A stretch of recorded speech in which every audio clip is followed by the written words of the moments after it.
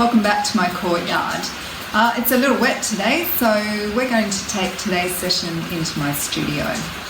We will be looking at Giorgio Morandi's work today and his artistic process.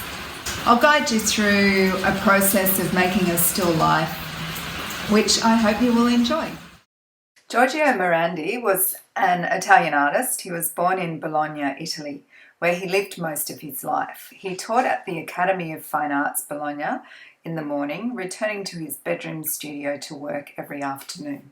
Morandi spent a long time selecting and arranging objects stored in his studio. He was interested in observation, what we see, what we are seeing. Each object becomes a character on a stage. Morandi creates relationships between objects and space. Morandi's work focused on artistic process and reflection, the act of painting followed by reflection being the final stage. Gather some objects and consider the shapes and the space between the shapes as you make your selection. With a window on the side, I can get great tonal qualities in my arrangement. This process requires slowing down, carefully observing the objects, then tearing paper into the shapes of what you see. You can use any paper at hand. Be mindful that different types of paper will tear differently. I have all my shapes ready, so I'm going to arrange them and paste them onto my surface. Keep observing your still life as you place the paper shapes. This will help to capture details of your composition. Apply a good coverage of glue onto your surface, then place the paper down. Use your fingers to smooth out any little air bubbles. At this stage, you could head off in your own direction, perhaps utilising the colour and pattern of the paper shapes. In this session, I'm using a reduced palette based around the colours Australian Sienna and Australian Yellow-Green. I will be using unbleached titanium white, which is a creamier colour, for mixing tints, and ivory black to mix shades. I'm starting with the background. I've speeded this up a little bit. I don't paint this fast generally.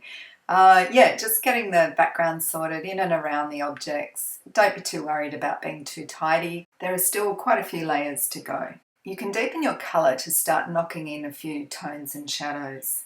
Try to keep your brush strokes loose and apply a thick texture of paint to your work. I have let the painting dry a little and am now using a brown Conti pencil to create a stronger structure in my shapes and composition. Observing the still life setup and refining the shapes in my painting allow me to observe the tonal changes in each object. One of the benefits of the process of tearing paper shapes while observing the objects is I'm now really familiar with the shapes of each piece. The next stage is to create 3 shades that I can use to record the tone changes in each object. Creating 3 shades of your colour, dark, mid and light, will allow you to work quickly, applying simple tones as you see them.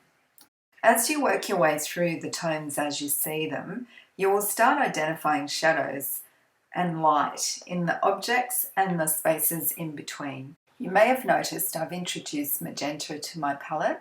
This is to give a little pop of colour amongst all those soft tones.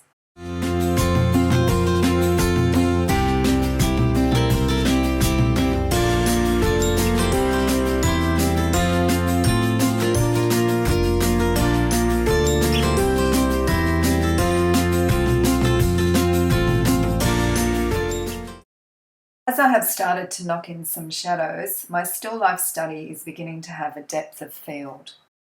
Separating the group of objects and allowing for their own space on the stage of the setting.